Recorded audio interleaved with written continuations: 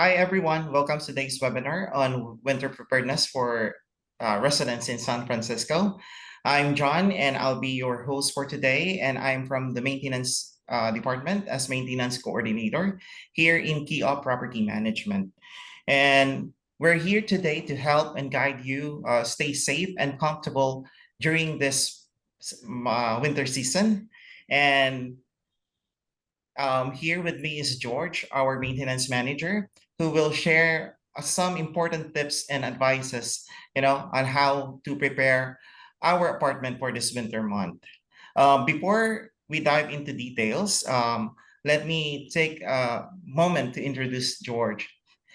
He is a seasoned professional with 15 years of experience in customer service, 5 years in property management, and 3 years as a maintenance manager. He has received specialized training in coordinating maintenance from Cal Valerie, and his expertise in operation management is second to none. George is well versed in Cavalry's scalable approach, which focuses on clear processes for understanding rules, effective hirings, and throughout training as well, also skilled in promoting leaderships, teamwork, and fostering, positive organizational culture. With this extensive background of George is here to share insight on building strong teams, streamlining workflows, and ensuring, smooth property management operation, all of which contributes to making our properties safe, functional, and comfortable. Thanks again for joining us today. And now I'll turn over to George to begin our discussion on winter preparedness. George? All right.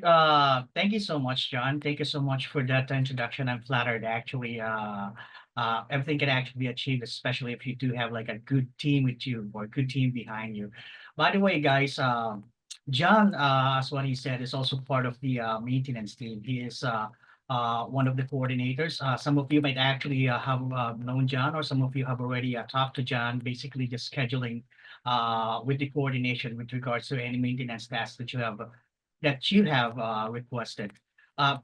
John also have like a background for about 10 years in the airline industry, 5 years in international tourism, and 4 years in real estate. Basically, this is focusing on sales and marketing.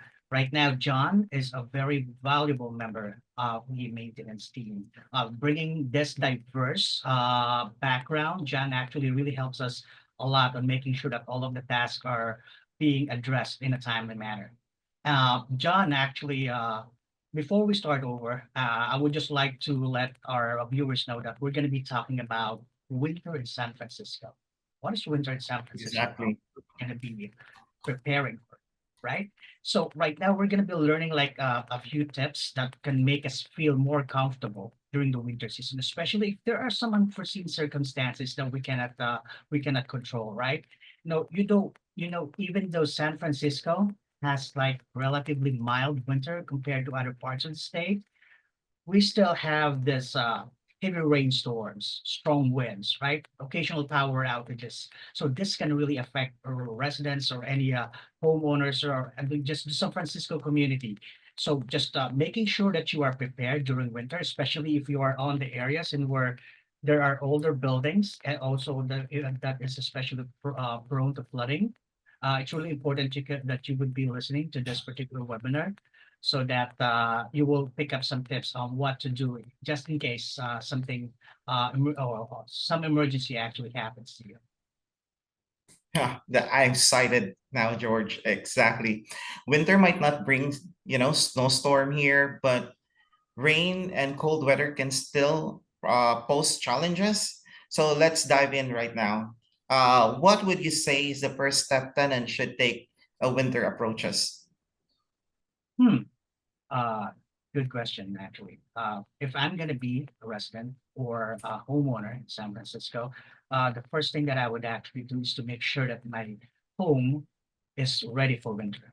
You need to check its weather readiness. This is actually checking for any potential issues that could be concerning when it comes to winter. Just checking through your windows, checking your doors, any plumbing that could actually lead to discomfort during the winter season. Like for example, actually, I would like to take this first part on checking the drafts on your windows and doors. There are a lot of San Francisco buildings that have, or there are a lot of older buildings in San Francisco that are not that well insulated. So if you want to check, or if you're going to be checking for the drafts on your windows and doors, this would actually help keep the heat inside the property or inside the unit and would make you feel more comfortable. And if there is like any issue or if the issue is going to get bigger, you feel like this needs to be reported, just make sure that you contact your property management. You contact your landlord, you contact your homeowner, whoever is managing the property that you're staying. Make sure that they are involved. Make sure that they know what's happening so that they can address this before the winter hits. Exactly. And since you mentioned draft, so can you please tell us how we can check the draft in our apartment ourselves? Yeah, actually, you don't really need to have a professional check in and just to check if there is any drafts on the apartment or on the unit in where you're staying, right? So we have Mhm. the first would actually be the visual inspection. You're actually staying on your home, which means that you will have the full visibility of what's going on. If there is a crack on your window, if you notice that something is not working properly, if you close your window or your door, if there is any gaps on your door, make sure that you have this reported right away so that we can send someone over. We're going to be sending out a vendor over to check uh, and have this addressed before it gets worse. And then the second would actually be a paper test. We can do this indoors. Paper test is really quite easy. What you want to do here is that you want to check if there is a gap on your door. Possibilities are you will not notice this right away, but if you do the paper test, it's possible that there is already a draft on your door and you don't know it. So what you want to do is just get a piece of paper, put it on the side of the door, on the frame of the door, and then close the door. Close it, and then pull the paper out. Once you pull the paper out, and if you feel like there's no resistance, it's possible that you already have a draft on your door. Third would actually be checking for cold air. Feel the cold air. Use your hands, run it to the edges of the window or the frame of the window, also the frame of the door. Try checking it. You will actually feel like a wind or something cooler, a temperature change on this part of your hand if we're going to be using it. Actually, using it or checking it with a wet hand is going to be more successful. You would actually feel more that the temperature is dropping. You will actually feel the draft more if your hands are wet. So you can actually use your hands on checking for drafts. And we have this using a candle, for instance. Just take note that we're not gonna be using the fire in the candle. What we need is the smoke. So as soon as you light the candle or light the incense, what you want to do is just blow out the flame, and then as soon as the smoke's already it's already coming up, try to run that on the side of your window or at your door.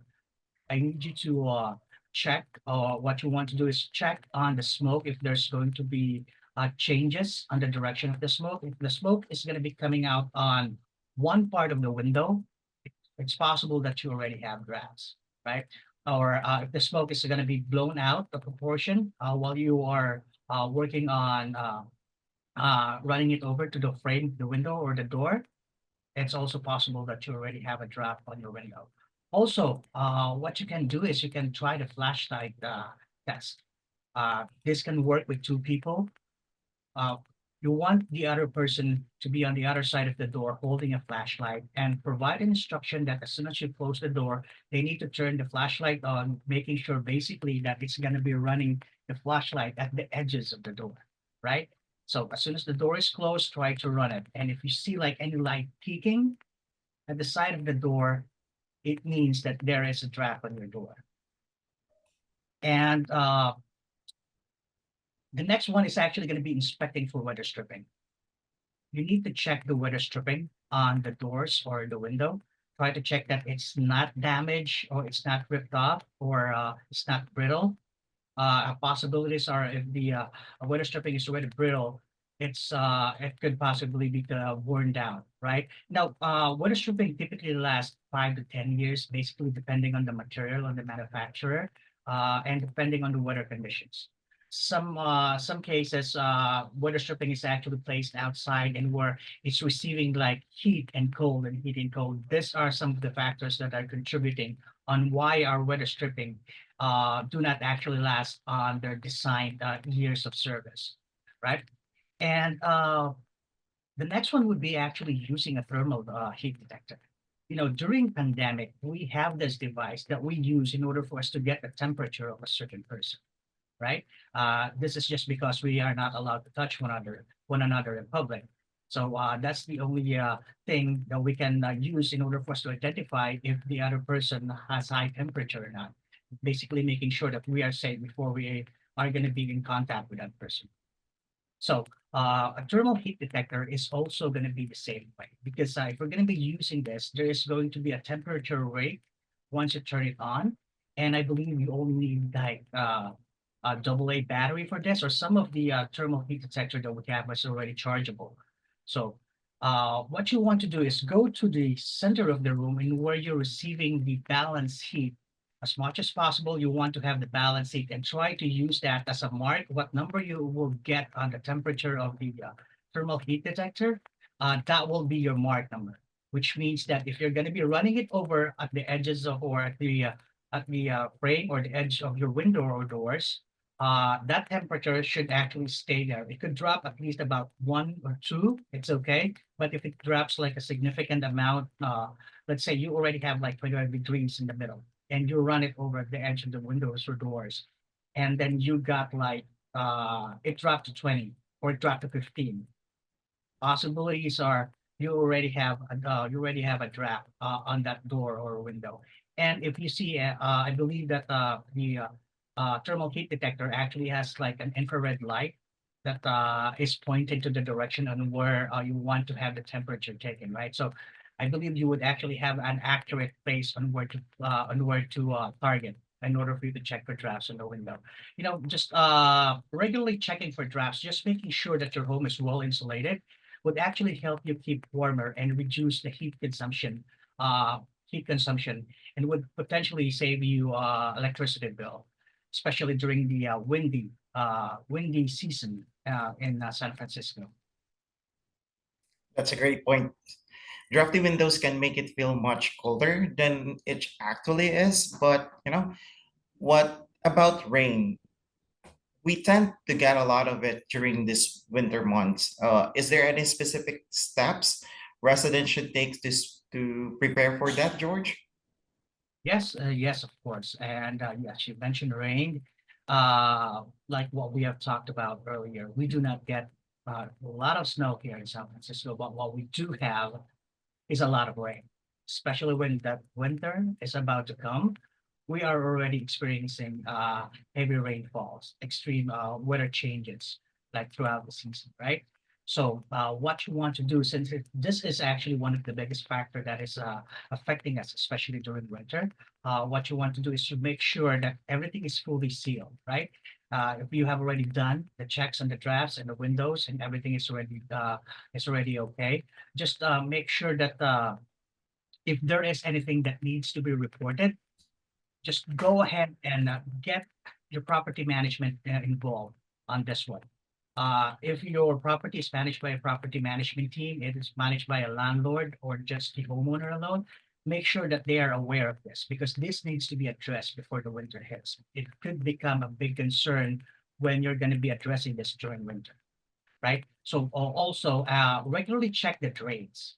You need to make sure that the water, if there is going to be a water pooling, what you want to have is that the water is going to be pooling out, the water is going to be pulling out of the structure, not coming in the structure. So just make sure that the drains are actually kept clean. Just remove those leaves, remove the debris, and even if you have already removed everything, and still the water is still pooling, try to get in touch or with your property management team so that we can send someone over. There's some different reasons also on why the drain is being clogged. It's possible that some roots coming from the tree on the far end of your unit is already affecting it, right? So those are some possibilities. So just make sure just to be proactive. Let us know if there is something going on. We need to have this addressed before the storm hits. That was a good point for balconies and patches. Another common issues tenant residents, might face during this winter month is power outages. Do you have some tips or advice what they can do to prepare for that? Yeah, of course. No, power outages are a real possibility, especially during heavy rainstorm. Uh, Sometimes actually the line can be cut off, which is a tendency for us to have a power outage on the building or on home. So what you want to do is to be prepared. You need to have like an emergency kit bag where everything is already in there. Like when you need something, you just need to pick that up because you don't want to scurry around the house, especially if there is no power. Uh, you don't want to risk yourself having no visibility, trying to look for some items that you need if you could already have that on an emergency kit bag. I see. That's great. Can you please name some basic items to include in the emergency kit or perhaps suggest a few more? Yeah, yeah, not a problem. First, actually, I would say lighting and power, because that's the first thing that we are going to be looking for. When the runs out, the first thing that we're going to be looking for is lighting. We need to have like visibility.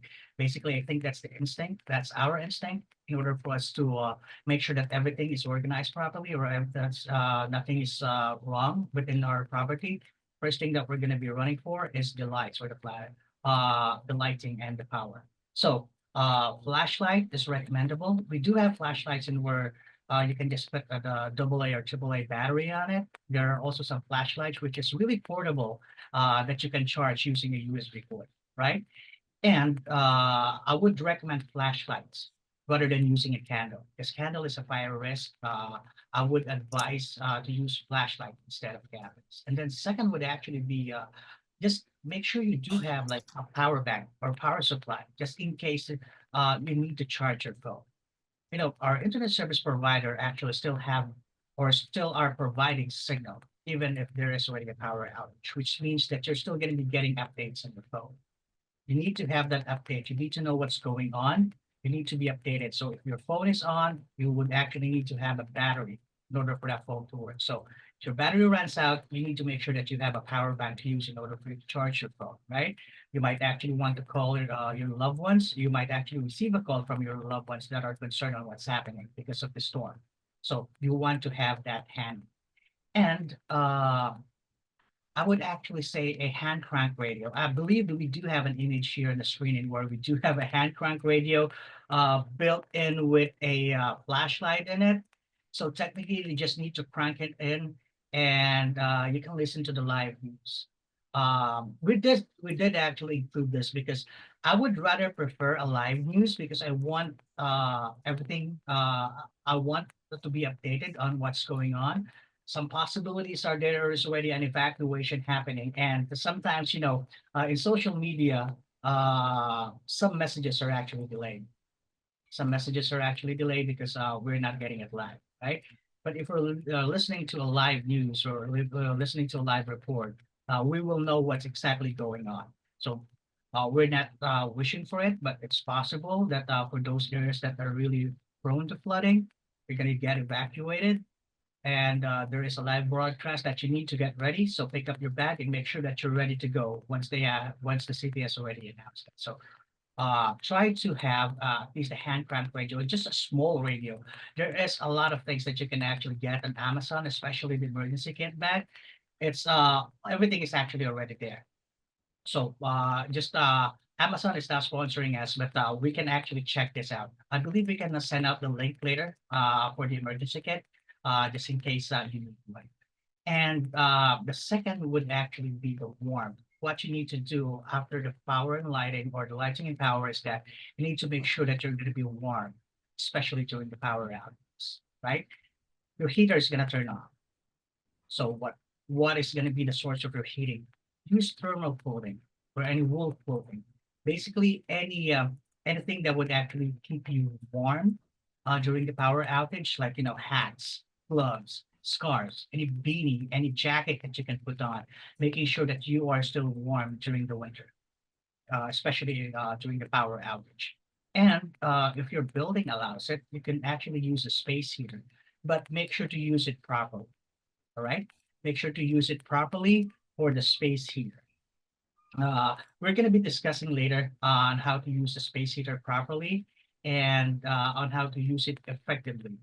And also, if you have like an extra blanket, you see the bag that was provided on the image earlier is that it's actually like at least about 4 or 3 feet. Uh, you can put in the blanket in there, right? If you don't have any gloves, scarves, or beanie, you just want to curl up in a corner. Just make sure that you have a blanket. If you just want to curl up in a corner, just waiting for the power to turn back on, use a blanket. It would actually keep you warm since you don't have any source of heat. And then the third would actually be food and water, which is really important for the areas in where that are really prone to flooding. Possibilities also are, aside from evacuation, it's possible that you can also be stranded in that area. So you want to have at least about food and water that would last for 3 days. So try to stack for canned goods, any energy bars that you have, any dried foods. Basically, what you want to think of is that any food that it's not going to require you to cook, right? Anything that anything that you can eat right away, right? And of course, if you do have this, make sure that you have a can opener. Some cans that we have, some cans that we do have right now, or canned goods that we do have right now, is that you can have it. Well, there is like a flip case at the top part of the can, and you just need to flip it to open it. But some are still old school and where you need to use like a can opener. So make sure that you do have a can opener. And if you don't have one, I believe there is a video tutorial in YouTube and where you can use your spoon to open a can. So if you know that, then kudos to you. I think you just only need to apply pressure on the right spot in order for you to open it if you don't have any can opener, right? And a gallon of water. A gallon of water can actually uh, can stay for at least 3 days. So basically, that is our timeline. At least food and water that could keep you hydrated and fed within the next 3 days, just in case you're gonna get stranded on the building, right? And the fourth would actually be the medical first aid kit. Any first aid kit. Actually, I do have one here. I'm always bringing this with me. You can actually just put this in the car. It's a small pouch in where when you open it, you already have like everything in here. You have like you have scissors in here. You have bandages, you have flashlights, you have an ice pack, you have a blanket. This is a thermal blanket. I think you can only use this once. So if it's really an emergency, you can use this. And if it's really cold already, if you have this, we can actually provide a link for this. You can just put it on the bag, right? Put it on the bag, just making sure that you constantly check your bag. So you can use this in cases there is if there is some injury, you can make sure that you can give yourself a first aid right away. And also make sure that if there is like any prescribed medicine coming from your doctor, to have it on that pack as well. You don't want having no visibility, looking around your house, looking for the medicine that was prescribed to you by your doctor. In cases you're going to get evacuated and you don't have that with you, it would be very hard for you to get those or actually get in line just to get the drugs that was prescribed, right? So you want to have everything handy. And just put also in there some basic hygienes, like, hand sanitizers, wet wipes, toilet papers, anything that you feel that would make you feel more comfortable, especially during power outages. And the fifth would actually be the tools and supplies, right? We have also, again, we're not sponsored by Amazon, but a lot of these things we actually found out in Amazon. There are 8-in-1, 16-in-1, or 10-in-1 tools. The one that you can see on your screen. What you have there basically is like a Swiss knife, and where it's customized, and where you already have some tools that you can use, especially if there are some repairs that needs to be made. You have a screwdriver, you have a knife, you have a scissor. Uh, I believe like it's like a small handyman tool that that you need to have just in case you would actually need to repair anything, right? And duct tape. Actually, I did include duct tape in here, just because this can always be used as a temporary fix. Let's just say, for example, there is a storm gust of wind and you left your furniture outside.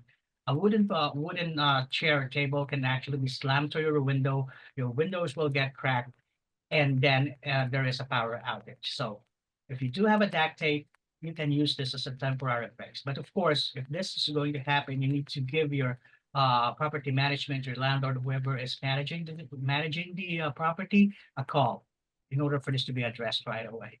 If you can actually see on the screen, there is a guy here, our guy here, that is putting a duct tape on the window.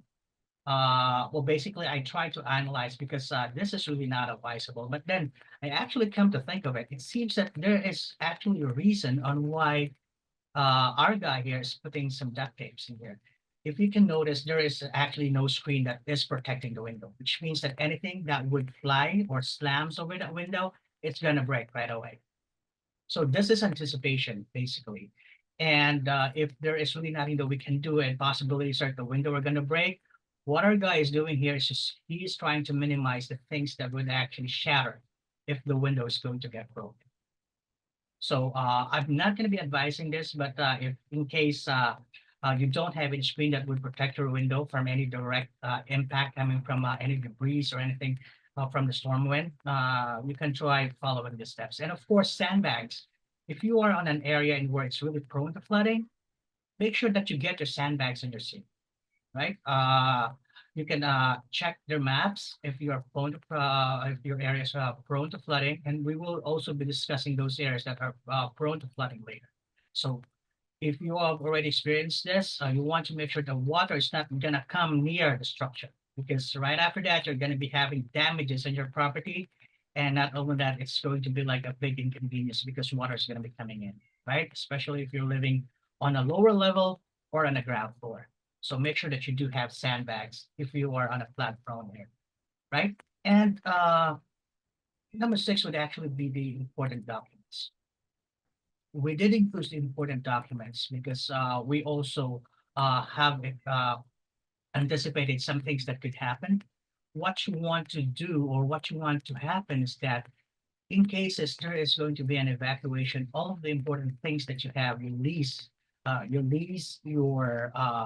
property title, your passports, your IDs, everything is already concealed, like on a small plastic bag. You don't really need to have it placed on that bag right away because there is some possibilities that you might actually need to use it from time to time, right? But just make sure that it's placed on a plastic bag and where it's not going to get wet that easy and place it on on an area in where you can get it right away, and where you can put it on a bag right away, right? So you want to make sure that the important documents that you have is properly safe and that's it's not going to get wet. And of course, uh, some miscellaneous, like some things like face mask. Face mask can really help us a lot, especially if there are some health hazards. You want to have a face mask with you almost all of the time. And cash money, there's power outage, which means that ATMs are not going to be working not unless that establishment already has a generator running. So in cases of power outage, you want to have your cash handy. You want to have at least like $50 to $100, something that you could use for gas money or food that you can eat.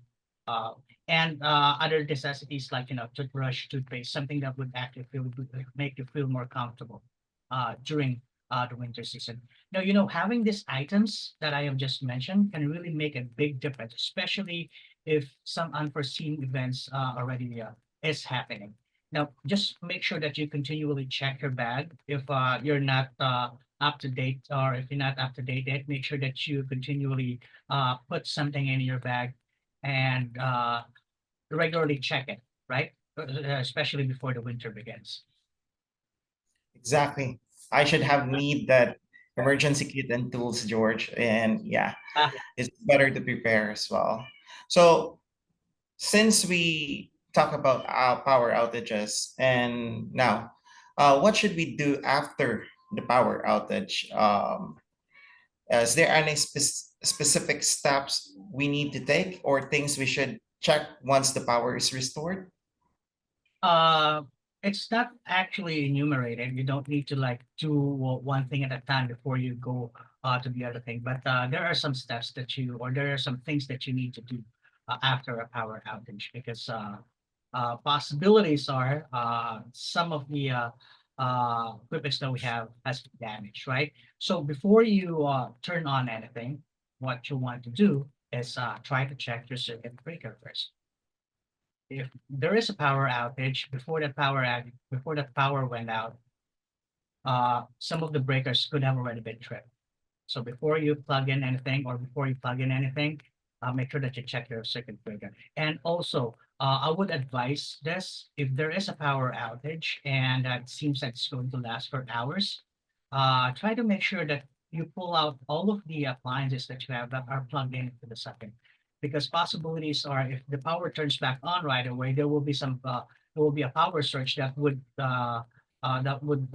possibly damage some of the equipments that you have, right? So you don't want to have that happening, especially for major appliances like refrigerators, air conditioning units, any furnace or wall heaters that you have. Uh, you need to have that check.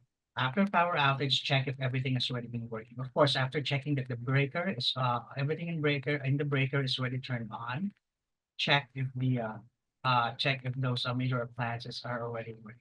Also, try to check if your electronics are working as well. You know, these are the expensive items that we have, like the our personal computer, our laptops, our TV. Uh, it's possible that it can get damaged because of the power surge or because of the power outage.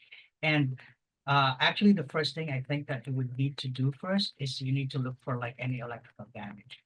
If you forgot to unplug any certain appliances during the power outage or after the power outage, try to make sure that you check your appliances for any frayed wire, any blown outlet. Make sure if you feel like you smell something burning or any rubber burning, don't plug in anything. Uh, it could end up damaging your equipment more, or it could end up destroying your equipment completely, right? It could destroy your electronics. It could actually destroy your appliances. So check that first. Check and make sure that the outlet, there's no like black uh, residue on the outlet, and there's no frayed wire on the cords of the equipment that you have, or on the appliances that you have. And also try to check and reset the timers after power outages. You want to make sure that if there is something that you have set, like the oven or your alarm clock, you want to make sure that it's set on the time that you wanted, because it's also possible that you will be or this will be set up to the factory default after the power outage. So you want to make sure that those are set properly. Now, this steps will actually help you confirm that the home and the appliances that you have are functioning properly and that are safe to use after the power outage. Definitely.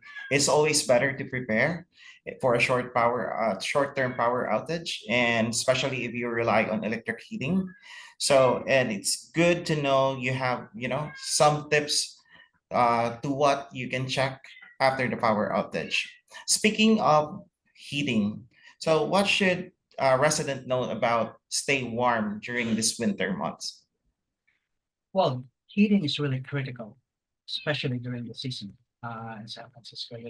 It's really a good idea to test your heater before the winter hits. Actually, here at Kia, what we do is before winter comes, we are sending out notice to all of the residents to make sure that they do test their heater, because we don't want, John, I'm not sure if you do remember this task that we have worked on one of the residents, and where they have submitted the request during the winter months, even though we have already requested for them to test the heater. I'm not sure if you remember Yeah, that. I do remember that one. Uh, I was new into key off that time, and I just received a urgency call from one of our residents, and he was complaining about the heater was turned off. So luckily, I checked the inventory of our office, and we still have this space heater with us. So we lent that to him until the we resolve the heating issues. You know, yeah, Correct. That is correct, actually. Um, and like what John said, yes, we do actually lend out space heater, especially if it's really that urgent or emergency. But the thing about here is that we need to have you that checked because we want to have that addressed as soon as possible because there are some cases, or actually, this is already a fact that during this months, our vendors, especially those that are specializing in heating, HVAC system, or anything that would actually include heating inside a property, is fully booked. Which means that if we're going to be requesting it right now, possibilities are we're going to be getting a schedule like 2 weeks, 2 weeks from now. So we don't want that happening. If there is any concern happening on your heating system, let us know so that we can have it addressed before the winter hits. And also, John mentioned a space heater, right?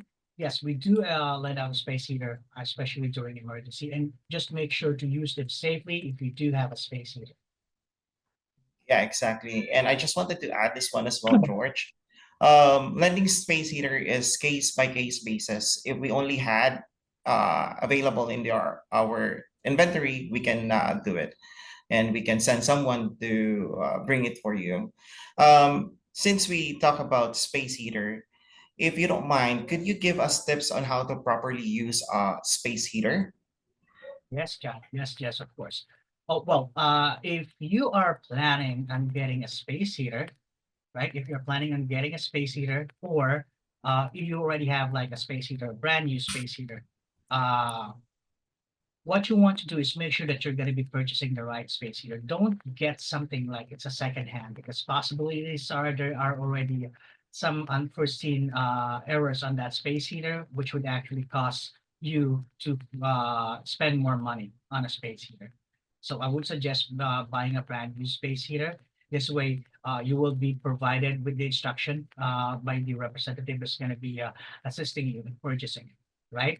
And look for safety features. You know, the important safety features that we need to have on a space heater is that it will turn off if it's going to tip over.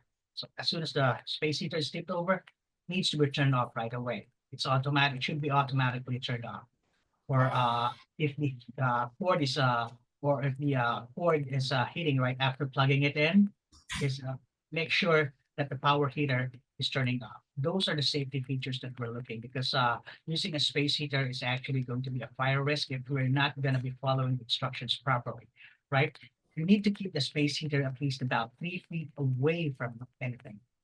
And I mean anything like, curtains, well, curtains, any cloth, any paper, anything that would actually risk on being or any flammable material near the space heater. Basically, making sure that the space heater is placed on a distance and where it's not going to get tipped over right away. But if you do have that safety feature, at least two are secured, right?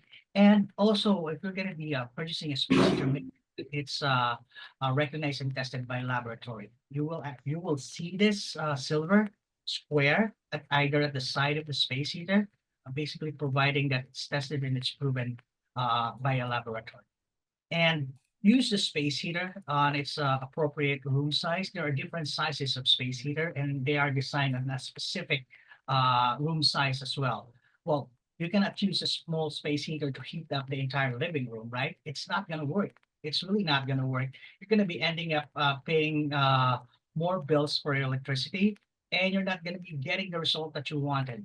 What you want to happen is that you need to follow the instructions manual. If it's designed for that area, then you can use that on that area. If it's not, then kindly do not use that on the area. The placement and the distance for this, make sure, yep, make sure that the space heater is placed on a flat surface, right? And need to make sure for the power safety, the space heater needs to be plugged in directly on the wall. Do not overload. Do not overload any extension cords.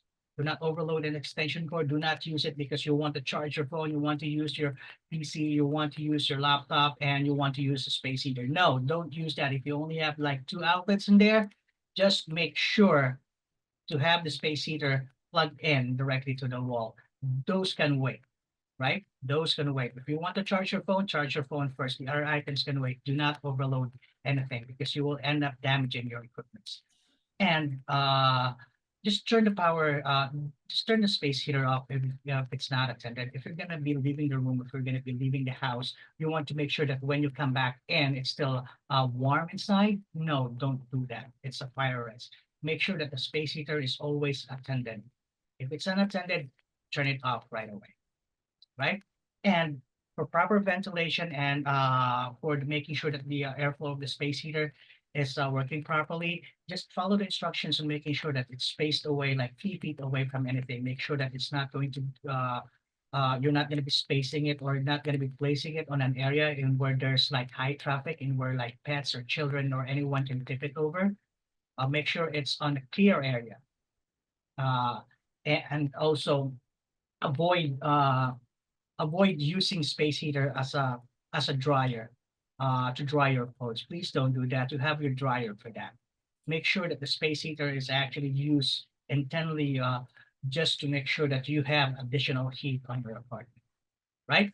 And just following this tips, you will be able to enjoy the warmth and space of the space heater while minimizing the risk.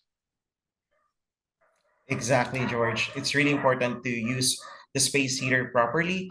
But before we wrap up, George, I have some questions I received from our viewer. Would you mind to give a brief answer for them? Yeah, yeah, of course. Go ahead, fire away, John. Okay, great to know. Okay, this is regarding for the heater. What should I do if my heater isn't working properly and it's in fall in the weekend? Well, tough question if it's the weekend because we don't have office, right? But they don't need to worry because here at KIOP we do have an emergency line, which means that we can send someone over, especially if it's really an emergency. And it would be helpful if you do have the items that I have mentioned earlier. If the space or the heating system is not going to be working over the weekend, what John mentioned earlier is that we can send someone over. If we do have a space heater under inventory that was not lined out, we can let you borrow it for the meantime while we're working with the vendor and making sure that the heating issue on the property is addressed.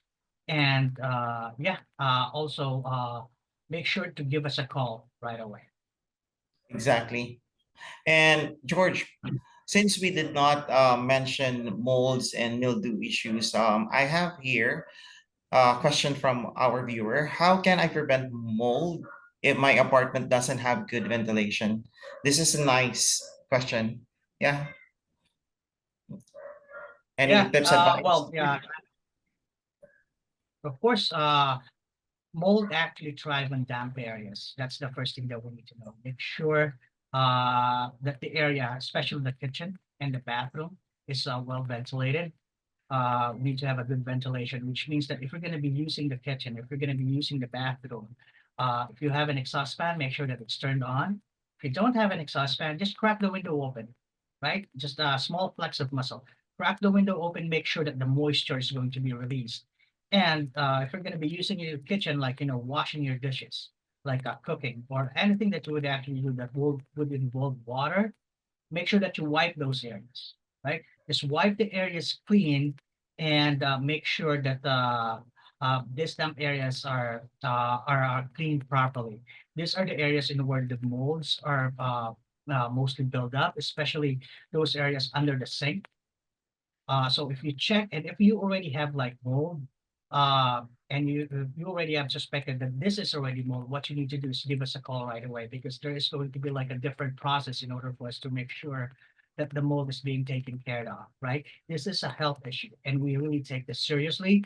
So if you feel like there's a mold building up and you have already done some of the tips that we have provided, which is making sure that the moisture is released and if there is no areas in where the moisture can be released, there's no window, there's there's no exhaust fan, try to use a dehumidifier. That would make sure that the moisture is going to be recycled on that device, right? So give us a call right away. Be proactive on making sure that this is reported right away. Exactly. Those really great, helpful steps, George. And before we end this webinar, do you have any final tips or takeaway for our viewers out there about this winter preparedness month? Yeah, actually, I believe we really don't have enough time for the entire thing that we need to discuss, but hopefully we can have like a part two for this, right? Uh, Guys, just be proactive. Be proactive. That's the most important part. If there is something that you feel it needs to be reported, make sure that it's reported right away. We don't want that to become big concern in the future. You feel like there is a mold buildup in there. You try to wipe it off after a few days, it's still there. It's possible that the mold is already under the wall. If you feel like there's draft on your window and you have already done almost all possible things that needs to be done for a temporary fix, and it's still not giving you like a well heating inside that room, give us a call. We can send someone over.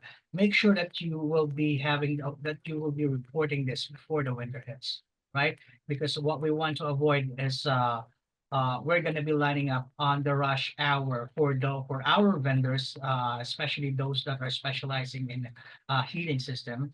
Our plumbers are also swamped during the winter times because of the heavy rainfall, right? So make sure that you are proactive, make sure that your maintenance or property management team is well informed about this, and we can help you out on assisting, or we can help on assisting you making sure that this is addressed in a timely manner. Exactly. That's true. And thank you for this great advice, George. And thank you for sharing all these useful tips. To everyone watching, thank you so much for joining us today. And remember, we are here to help. If you have any concerns or notice anything in your apartment, please do not hesitate to call us. Please reach out to us as soon as possible. Thank you and have safe and warm this winter. Hi, bye Yeah. guys. Thanks, everyone. Thank you. Be prepared.